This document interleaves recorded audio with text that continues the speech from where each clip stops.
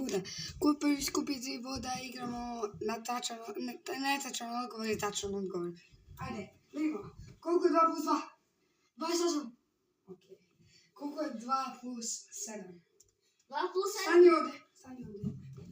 Ne mogu se pomeriti tamo. Ajde ti vamo se. 2 plus 7. 9.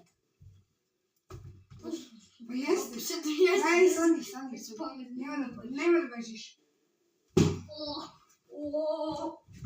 Ajde, Julija.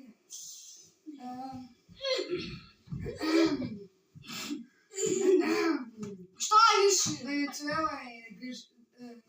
Šta je Venezuela? Država. Nema. Kućeo nije država. Venecija je država. Rekao si Venezuela. Sad sebe, već vamo. Evo ja ću. Ne. Ne može toliko slabo. Nema, sedi. Ajde, dođi vamo, sedi.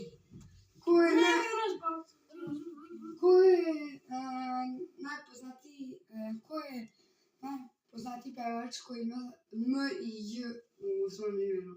M i J! Možeš li neko razbiću te? Ajmo. Brzo. Ne znaš.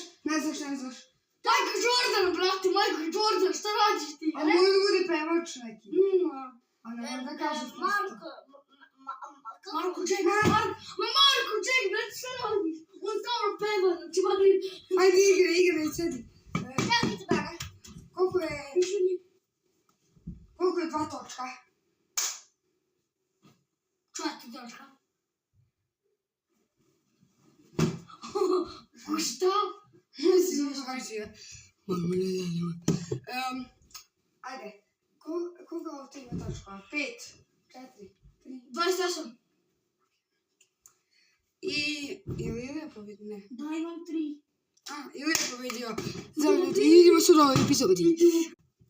Doviđenja,